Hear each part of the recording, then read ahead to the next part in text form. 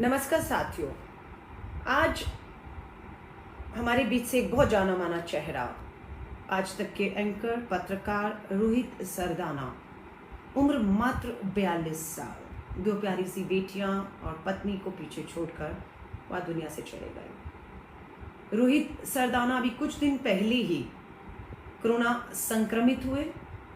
Rohit Sardana hospital में admit थे, vaccine से वंचित रहे क्योंकि रोहित सरदाना की उम्र 42 वर्ष थी और देश में 45 साल से ऊपर वालों को ही वैक्सीन का अधिकार दिया गया था। अभी तक लोग कहते हैं कि अगर रोहित सरदाना को भी वैक्सीन लगा होता तो शायद वो आज ये जो जंग है मौत के साथ उसे जीत जाते। लेकिन आज दुख की बात है कि मात्र 42 साल में रोहित सरदाना कोरोना संक्रमित होकर हमारे बीच से चले गए। आज काफ़ी लोगों में विश्वास भी नहीं हो रहा था कि इतना युवा पत्रकार जो कुछ दिन पहले तक हमारे साथ टीवी चैनल्स पे था, बहस में था और अपना कंसर्न, जबकि हॉस्पिटल में भी रोहित सरदाना जब थे, लगातार हमने उनके ट्विटर हैंडल पर जाकर देखा, लाखों लोग उन्हें फॉलो करते हैं और वो लगातार लोगों की चिंता, किसी को ऑक्सीजन, किसी को आईसीयू बेड, किसी को हर तरह की वकालत, प्लाज्मा को लेकर वो लोगों के लिए मदद के लिए ट्वीट कर रहे थे।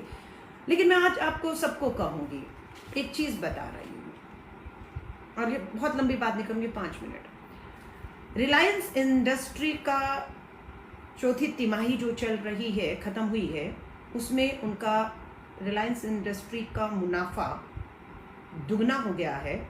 इस बार उन्होंने मुनाफा कमाया है 13,227 करोड़। जी हाँ, रिलायंस ने कमाया है 13,227 करोड़ रुपया मुनाफा रिलायंस ने कमाया है। बाकी सबका धंधा चौपट है।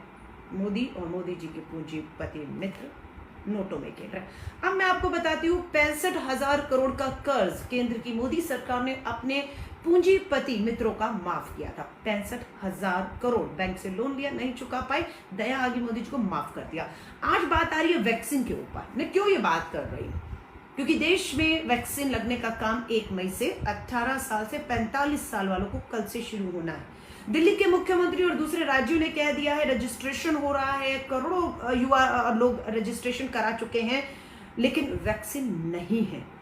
अब दिल्ली की हकीकत सुनिएगा। दिल्ली के मैक्स और अपोलो अस्पताल, 2 निजी बहुत बड़े अस्पताल हैं।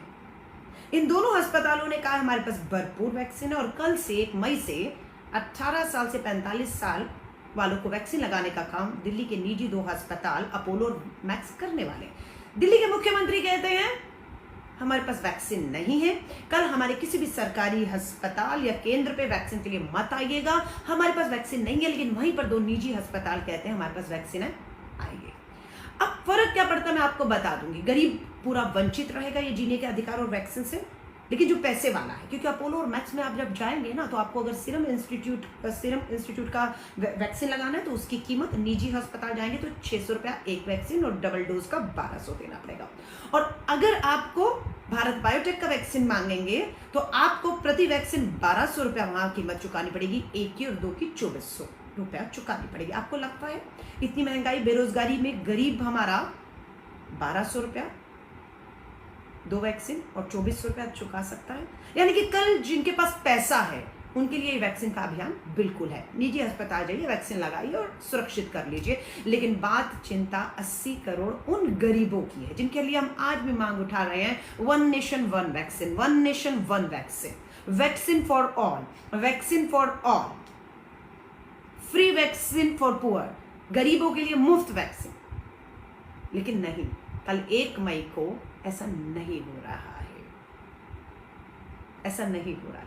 पैसा नहीं है। दोबारा बोल रहे हैं, ये जो संसद भवन 22,000 करोड़ का बन रहा है, पूंजीपति मित्रों का 65,000 करोड़ माफ कर दिया और रिलायंस 13,227 करोड़ का मुनाफा कमा रहा है। ये मुनाफा क्यों नहीं गरीबों के मुफ्त वैक्सीन पे लगा दिया जाए? आईपीएल का मैच भारत की राजधानी दिल्ली और देश के कोनों कोनों में हो रहा है। आपको पता है वर्ल्ड रिचेस्ट बोर्ड बीसीसीआई है, वर्ल्ड रिचेस्ट बोर्ड। लेकिन कितने लोगों को बीसीसीआई चाहे तो मुफ्त वैक्सीन का जिम्मेदारी सिर्फ हमारा क्रिकेट बोर्ड एसोसिएशन ले सकता है। लेकिन वहां पर जो बैठे हैं ना, वो शाह के बेटे हैं, शाह के पुत्र हैं। इतना बड़ा दिल नहीं है उनका, आप समझ रहे हैं। लेकिन मांग तो करना हमारा हक है ना, हमारा अधिकार है कि आवाज़ तो उठाएंगे। हमें कहते हैं पॉलिटिक्स करनी है। आज दिल्ली के आम आदमी पार्टी के मटिया महल से एक विधायक ने कहा मैं विधायक हूँ, मेरी बात अपने स्वास्थ्य मंत्री से नहीं हो पा रही, मैं अपने कॉन्स्टिट्यूंसी के लोगों को ऑक्सीजन बेड नहीं दिलवा पा रहा हूँ, और उन्होंने मांग की है, सरकार फेल है। आम आदमी पार्टी केजरीवाल के विधायक ने मांग कर दी है कि राष्ट्रपति शासन लागू कर दिया जाए, क्योंकि अब वैसे भी दिल्ली की सरकार, मुख्यमंत्री के पास कोई ताकत नहीं रहेगी, सिर्फ वो प्रेस कॉन्फ्रेंस करेंगे, अपना चेहरा चमकाएंगे। आज आकर कहते हैं कि वैक्सीन की तैयारी है, लेकिन वैक्सीन नहीं है। ऑक्सीजन घर घर पहुंचाने का वादा था, लेकिन ऑक्सीजन नहीं थी। तो आज आम आदमी पार्टी के विधायक ने ही कह दिया, तो आप पूछ लीजिएगा आम आदमी पार्टी के केजरीवाल जी से, कांग्रेस और अलका नामा राजनीति कर रही थी, आज आपका अपना विधायक राजनीति कर रहा है या आपको आईना दिखा रहा है? और बाकी विधायकों से भी कहूंगी, खड़े हो जाइए देश दिल्ली के अपने लोगों के साथ जिन्होंने आपको चुना है, क्योंकि शमशान घाट की हालत देख रहे हैं, ऑक्सीजन बेड नहीं। आज एक आदमी को सुबह 11 बजे से मैं मदद करने की कोशिश कर रही हूँ, सुबह 11 बजे से हॉस्पिटल के बाहर अपनी गाड़ी में किसी तरह ऑक्सीजन लेकर वो बैठे रहे, लगा कि नहीं हो पाएगा, कहीं वही कुछ भगवान ना करे हो। अब जाकर 12 घंटे लगभग अब बेड मिला उसको, अब बिस्तर मिला, वो भी किसी एक ने जो वेंटिलेटर पर था उसने दम तोड़ दिया, इसलिए वो बेड उसको मिल पाया।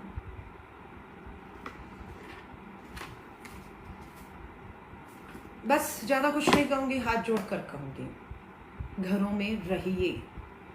आज टीवी में चर्चा थी कि क्या देश भर में एक संपूर्ण लॉकडाउन दोबारा से लग जाना चाहिए। 4 लाख मामले रोज संक्रमण के आ रहे हैं, बिस्तर नहीं, ऑक्सीजन नहीं, वेंटिलेटर नहीं, बेड नहीं, ट्रेन, हवाई जहाज, हर चीज़ से, सड़क मार्ग से ऑक्सीजन आ रही है, पर ऑक्सीजन अस्पतालों तक नहीं पहुंच पा रही है। मैं सबको कहूँगी, ये जो दिखा रहे हैं ना, हवाई जहाज से आ रही है, सड़क से आ रही है, रेल मार्ग से आ रही है, जल मार्ग से, इनकी तस्वीरें अस्पतालों के कमरों में लगा दीजिए, ताकि मरीज को दिखा के आप एक उम्मीद जिंदा रखें। ये देखिए, ये इस हवाई जहाज में, इस जल मार्ग से, एक सड़क मार्ग से आ रही है ऑक्सीजन, ताकि उसकी उम्मीद जिंदा उसको रख पाए कि ये टैंक इन तक हम ऑक्सीजन पहुंचाएगा।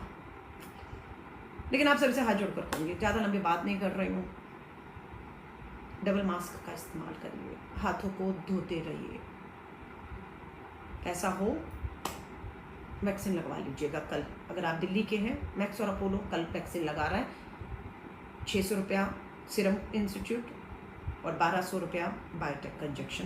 पैसा हो तो जाकर लगवा लीजिए। जो गरीब हैं दिल्ली वाले, पैसा नहीं है आपके पास, सरकार ने मुफ्त वैक्सीन कह दिया है, लेकिन वैक्सीन नहीं है, इसलिए घरों से मत निकलिएगा। कहीं आप वैक्सीन के चक्कर में निकले और आपको घंटों आपको लाइनों में लगने के बाद कहा जाए वैक्सीन नहीं है और आप कोरोना संक्रमित होकर घर वापस लौटे। वैक्सीन तो नहीं मिलेगा, संक्रमण जरूर मिल जाएगा। इसलिए हाथ जोड़कर कहूँगी, दिल्ली सरकार ने हाथ खड़े कर दिए, वैक्सीन नहीं है, ऑक्सीजन नहीं है, बेड खत्म हो चुके हैं। दिल्ली के मुख्यमंत्री, आम मुख्यमंत्री की धर्मपत्नी को कोरोना संक्रमण हुआ। भगवान से दुआ करते हैं, प्रार्थना करते हैं सुनीता केजरीवाल जी अपने घर, अपने बच्चे, परिवारों में ठीक होकर पहुंचे, पर उनके लिए भी दिल्ली सरकार के अस्पतालों में बेहतरीन व्यवस्था नहीं थी, इसलिए एक आम मुख्यमंत्री की वाइफ, पत्नी को मैक्स के बड़े निजी अस्पताल में भेजा गया। ये पहली बार नहीं है। दिल्ली के उप मुख्यमंत्री, दिल्ली के स्वास्थ्य मंत्री, दिल्ली के दूसरे भी मुख्यमंत्री जब कोरोना ग्रसित हुए थे और बहुत गंभीर उनकी हालत हो गई थी, तो उन्हें इसी मैक्स और निजी अस्पताल में एक अच्छे इलाज दिया, वो ठीक होकर आए। लेकिन जो सरकारी अस्पताल में जहाँ ऑक्सीजन नहीं है, वहाँ गरीब दम तोड़ रहा है। अपना ख्याल रखिए, अपने परिवार का ख्याल रखिए, इन शुभकामनाओं के साथ।